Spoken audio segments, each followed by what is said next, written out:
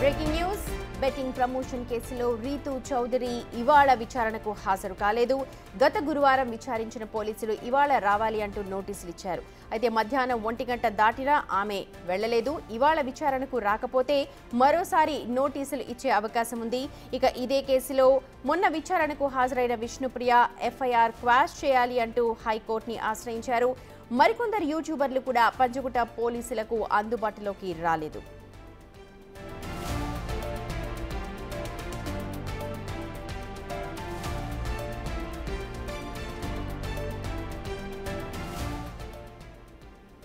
ఇదే అంశంపై మా ప్రతినిధి సురేష్ ఉన్నారు మనకు అప్డేట్స్ అందించడానికి లైవ్ ద్వారా. సురేష్, పంజగుట్ట పోలీసులకి ఇవాళ రీతూ చౌదరి అందుబాటులోకి రాలేదు అంటారు. ఎలాంటి ఇన్ఫర్మేషన్ లేదు అంటున్నారు. మళ్ళీ ఎప్పుడు నోటీసులు ఇచ్చే అవకాశం ఉంది? మొదటి రోజు విచారణ చేసిన సందర్భంగా రీతూ చౌదరిని విష్ణుప్రియని ఇద్దరిని ఈరోజు విచారణకు హాజరు కావాలని చెప్పేసి కూడా అదే రోజు నోటీసులు జారీ చేశారు. కానీ విష్ణుప్రియ హైకోర్టులో క్వాష్ పిటిషన్ దాఖలు చేశారు. ఇటు మియాపూర్ అదేవిధంగా పంజాగుట్ట పోలీస్ స్టేషన్లో నమోదైనటువంటి బెట్టింగ్ యాప్స్ కేసులో తనపై ఈ కేసులను క్వాష్ చేయాలని చెప్పేసి కూడా ఆమె హైకోర్టులో పిటిషన్ దాఖలు చేశారు. మరికొద్ది సేపట్లోనే హైకోర్టులో ఆ పిటిషన్పై విచారణ ప్రారంభం కానుంది. ఇక రీతూ చౌదరి ఈరోజు విచారణకు హాజరు కావాల్సినప్పటికీ కూడా ఆమె విచారణకు ఇప్పటి వరకు టైం 2 కావాల్సింది. అయినప్పటికీ కూడా ఆమె విచారణకు హాజరు కాలేదు. ఖచ్చితంగా మళ్ళీ డేట్ అడుగుతుందా లేదంటే పోలీసులు మరొకసారి నోటీసులు జారీ చేసి విచారణకు పిలుస్తారనేది కూడా సాయంత్రం స్పష్టత వచ్చే అవకాశం ఉంది.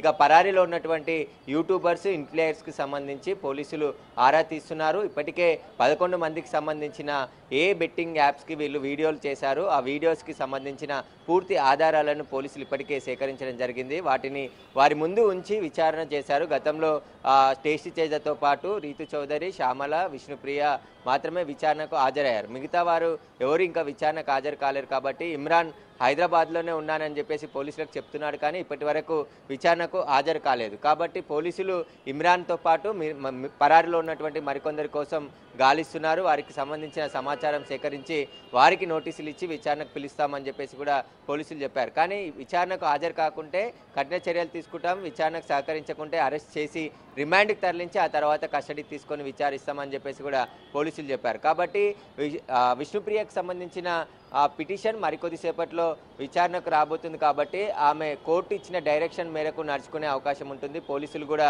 అదే వేచి చూస్తున్నారు. ఎందుకంటే శ్యామలకి కూడా హైకోర్టులో కొద్దిగా ఊరట లభించింది.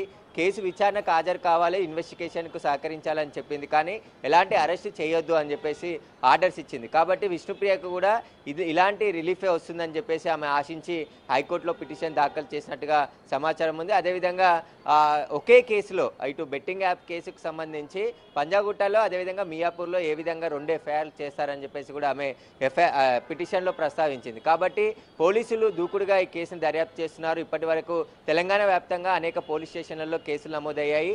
బెట్టింగ్ యాప్ కంపెనీ యజమానులపై కూడా కేసులు నమోదు చేస్తున్నారు. వాటికి సంబంధించిన ఆధారాలు కూడా సేకరిస్తున్నారు. కొన్ని బెట్టింగ్ యాప్స్ ఇండియాలో ఉండి మానిటరింగ్ చేస్తున్నారు. మరికొన్ని బెట్టింగ్ యాప్స్ విదేశాల నుంచి అబ్రాడ్ అలాంటి దేశాల్లో ఉండి మానిటరింగ్ చేస్తూ ఈ బెట్టింగ్ యాప్స్ నిర్వహిస్తున్నట్టు కూడా పోలీసులు గుర్తించారు. సైబర్ సెక్యూరిటీ బ్యూరో పోలీసులు కూడా బెట్టింగ్ యాప్స్కి సంబంధించి అనేక సూచనలు చేస్తున్నారు. ప్రజలకి ఎవరు కూడా బెట్టింగ్ యాప్స్ నమ్మి అందులో డబ్బులు పెట్టకూడదు, ఎవరైనా ఇన్ఫ్లుయెన్స్ చేస్తే కూడా అందులో డబ్బులు పెట్టి మోసపోవద్దు అని చెప్పేసి కూడా వాళ్ళు స్పష్టంగా చెప్తున్నారు. బెట్టింగ్ యాప్స్ అనేది తెలంగాణలో 2017 నుంచి నిషేధింపబడ్డాయి. కాబట్టి అదంతా ఇల్లీగల్. ఎలాంటి గ్యాంబ్లింగ్ కానీ బెట్టింగ్ యాప్స్ కానీ తెలంగాణలో అనుమతి లేదు. కాబట్టి ఎవరు కూడా ప్రమోషన్ చేయొద్దు, బెట్టింగ్ యాప్స్ ఆడి నష్టపోవద్దు అని చెప్పేసి కూడా చెప్తున్నారు. ఎక్కువగా యువత నష్టపోయి ప్రాణాలు కోల్పోతున్నారు. తెలంగాణ వ్యాప్తంగా 25 మంది చనిపోయారు. బెట్టింగ్ యాప్స్కి సంబంధించి డబ్బులు మొదట వచ్చే విధంగా చేసి తర్వాత లక్షల్లో పోగొట్టుకున్న వారు బాధితులు చాలామంది ఉన్నారు.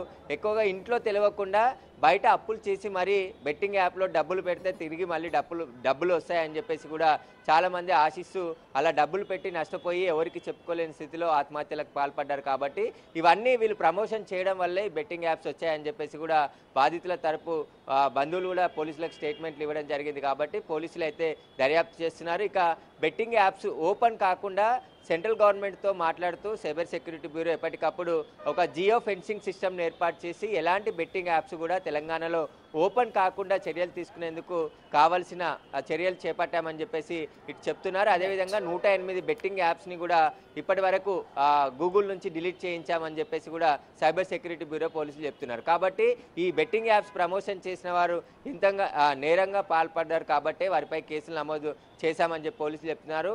ఎట్టి పరిస్థితుల్లో కూడా ఎలాంటి వారిని కూడా ఉపేక్షించేది లేదని చెప్పేసి పోలీసులు చెప్తున్నారు. Right Suresh, thank you.